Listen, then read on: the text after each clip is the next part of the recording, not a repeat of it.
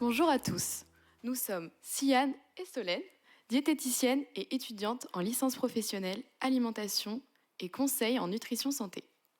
Alors aujourd'hui, nous allons explorer un univers fascinant qui se cache souvent sous nos pieds, celui des champignons.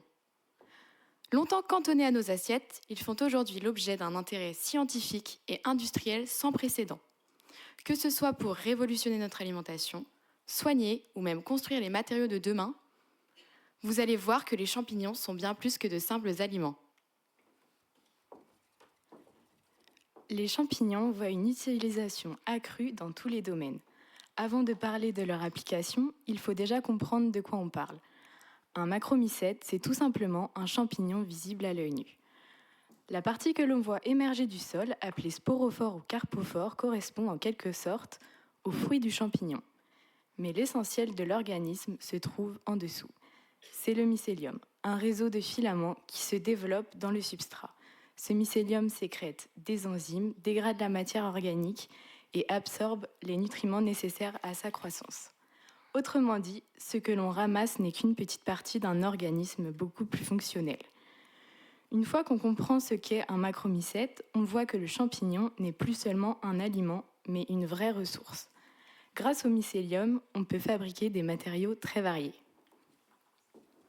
Les champignons permettent de développer des emballages biodégradables conçus à partir de mycélium qui peuvent remplacer certains plastiques à usage unique. C'est intéressant car ces usages répondent à des enjeux très actuels, notamment la réduction de l'impact environnemental et le remplacement de matériaux polluants. Un autre exemple, c'est le mycotextile, un matériau vegan et écologique qui peut remplacer le cuir animal ou certains dérivés du pétrole. Et on va même plus loin avec la Eiffel Tower, construite lors d'un concours d'architecture à New York en 2014 à partir de briques de mycélium. Cela montre qu'on peut réellement créer des structures solides et recyclables grâce aux champignons. Ils interviennent dans la décomposition naturelle du bois dans les forêts. Ils ont également une capacité à fixer des métaux lourds comme l'arsenic ou le cadmium. C'est donc une opportunité de dépolluer les sols contaminés. C'est la bioremédiation ou la mycoremédiation. Enfin, leur mycélium s'associe avec les racines des plantes et des arbres. C'est une symbiose appelée mycorhize. Ainsi, très récemment, le Gouessant, coopérative céréalière de la région, s'est associé avec une start-up pour développer les solutions à partir de champignons afin de booster ou protéger les cultures. Sur le plan nutritionnel, les champignons sont considérés comme des légumes, qu'il est possible de consommer cuits ou crus selon l'espèce. Ils sont aussi peu caloriques car très riches en eau et sont donc des aliments-seurs. Les champignons ont une teneur très intéressante en potassium qui double puisque la teneur moyenne des légumes est de 230 mg pour 100 g. Leurs teneurs intéressantes en vitamines ne sont pas négligeables et leur teneur en vitamine D peut varier en fonction de l'exposition des champignons au soleil. Les vitamines sont malheureusement détruites à la cuisson. La teneur en fibres permet un sentiment de satiété et la régulation du transit intestinal. 100 g de champignons correspond à 7% de l'apport journalier en fibres. La teneur en protéines du champignon est de 2,37 g pour 100 g, ce qui est un atout en plus, car pour les légumes en général, la teneur n'est que d'1 g pour 100 g. Grâce à leur forte teneur en protéines, les champignons peuvent devenir des substituts à la viande. Ce qui les rend intéressants, c'est d'abord leur texture, qui peut se rapprocher de celle de la viande. Il a aussi un intérêt nutritionnel avec une teneur intéressante en protéines digestibles et certaines espèces comme les pleurotes ou le shiitake apportent même les 9 acides aminés essentiels. Cette richesse permet de créer des produits innovants comme les nuggets My Seafood. L'enjeu est de reproduire la texture fibreuse et le goût du poulet, mais de façon 100% végétale et en plus 100% à base de champignons. C'est une réponse concrète à la demande croissante pour des protéines alternatives et plus durables. Du café aux champignons ? Eh oui, aujourd'hui on voit aussi apparaître des alternatives au café. Contrairement au café classique, dont la caféine stimule l'organisme en activant la production d'adrénaline et de cortisol, ces boissons se positionnent comme des alternatives plus douces. Des espèces comme le Lion's Mane ou le chaga sont surtout valorisées pour leur richesse en composés antioxydants, comme l'acide caféique. Associés à la torréfaction, ces composés permettent d'obtenir un goût proche du café sans rechercher pour autant le même effet excitant. Les champignons ont également un grand intérêt pour le microbiote grâce à leurs substances actives, chitine, hémicellulose, bêta et alpha-glucane, mannane, xylane et galactane. Les bêta-glucanes sont résistants aux enzymes digestives humaines et traversent le tube digestif jusqu'aux intestins en conservant leur structure d'origine.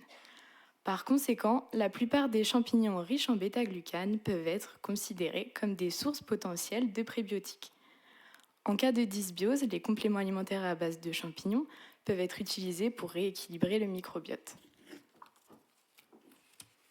Mais alors, qu'est-ce que la mycothérapie ? La mycothérapie correspond donc à l'utilisation de champignons ou de substances fongiques dans l'accompagnement de certaines maladies. C'est un sujet qui prend de plus en plus de place aujourd'hui. En effet, il existe plus de 2000 espèces de champignons comestibles, mais seulement quelques espèces sont reconnues pour leurs vertus pharmacologiques. À l'avenir, de nombreuses recherches restent encore à mener. La mycothérapie se situe entre plusieurs cadres, à la fois la médecine moderne, les médecines traditionnelles et les approches plus alternatives. Depuis la nuit des temps, l'humanité a utilisé les champignons. Ainsi, Otzi, l'homme préhistorique découvert momifié dans un glacier en 1991, portait sur lui des champignons polypores du bouleau, qui lui servaient de vermifuge intestinal et d'allume-feu, l'ancêtre du briquet. En Asie, les champignons sont très rapidement rentrés dans leur pharmacopée, qui a perduré dans leur médecine traditionnelle et qui sont encore de nos jours utilisés aujourd'hui. En Occident, ils ont été également utilisés pour soigner, mais aussi pour empoisonner son rival en temps de guerre. Cependant, ces propriétés de faire du bien ou du mal l'ont régulé à partir du Moyen Âge à l'utilisation de la magie noire. À partir de cette époque, seuls les prêtres avaient le droit de s'en servir et de se transmettre les connaissances associées. À partir du XIXe siècle, la séparation de la religion et de la science et la progression de cette dernière a remis sur le devant de la scène les champignons avec la découverte de la pénicilline et donc son utilisation comme médicament ou nutraceutique. Aujourd'hui, dans le cadre médical et scientifique, les champignons peuvent être utilisés sous deux grandes formes. La première, c'est l'utilisation en totum, c'est-à-dire l'ensemble du champignon ou de ses constituants. C'est un mélange de plusieurs molécules agissant en synergie, mais à des concentrations plus faibles. La seconde, c'est l'extraction d'une molécule d'intérêt spécifique dans une logique beaucoup plus ciblée. Dans ce cadre, on parlera plutôt de médicaments et ce sera toujours sous forme de prescription médicale. Par exemple, on aura le lantinan qui est extrait puis purifié à partir du shiitake. Il est donc considéré comme un produit pharmaceutique. Son rôle a été démontré par plusieurs études. Le lantinan est utilisé en routine au Japon comme complément au traitement de chimiothérapie du cancer de l'estomac. Il permet par exemple de stimuler le système immunitaire du patient. D'autres molécules comme la psilocybine ou les éricanines sont en cours d'études in vitro ou cliniques pour tester l'innocuité, la rapidité et la durabilité des molécules extraites.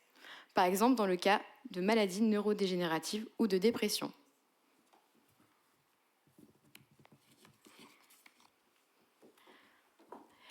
Le totum, quant à lui, est utilisé dans le cadre des nutraceutiques. Il est donc en vente libre et il doit être utilisé par cure en complément d'une alimentation saine et équilibrée. Il est obtenu à partir du séchage et broyage du champignon ou des champignons. On les retrouve sous forme de gélules ou comprimés, mais aussi de poudre. Il est possible d'utiliser dans la fabrication une souche de champignons ou bien un mélange de plusieurs souches. Il existe une dizaine de champignons à partir desquels les compléments alimentaires sont fabriqués, comme le chaga et le reishi. Les champignons présentent une grande richesse moléculaire, ce qui explique l'intérêt croissant qu'on leur porte. Parmi les composés qui retiennent particulièrement l'attention, on retrouve notamment les lectines, qui sont étudiés pour leurs interactions avec certaines cellules, en particulier au niveau immunitaire, et les terpènes, qui eux sont davantage associés à des propriétés anti-inflammatoires et antivirales. Les bêta-glucanes, quant à elles, sont des immunostimulantes. Cette richesse moléculaire et leur teneur variable en fonction du champignon font que chaque produit aura sa cible santé. Par exemple, le shiitake est connu pour ses effets anticancérigènes, le lion's mane, lui, est reconnu pour favoriser les fonctions cérébrales. Donc, on peut dire que chaque champignon a son tropisme, a un tropisme spécifique. Chacun cible de préférence un ou plusieurs systèmes de l'organisme, qui peut être par exemple respiratoire, endocrinien ou encore lymphatique. Des essais cliniques ont d'ailleurs été réalisés par IFAS Datera, une entreprise de compléments alimentaires espagnole, dans le but de prouver l'efficacité de leurs produits sur certaines pathologies. 9 essais sont en cours de réalisation ou terminés avec des cohortes, par exemple de 144 patients pour le cancer colorectal. Devant la diversité des produits actuels, on peut s'y perdre. Alors, quelles sont les bonnes questions à se poser en tant que consommateur ? La première est de savoir si le complément alimentaire provient du champignon ou du mycélium.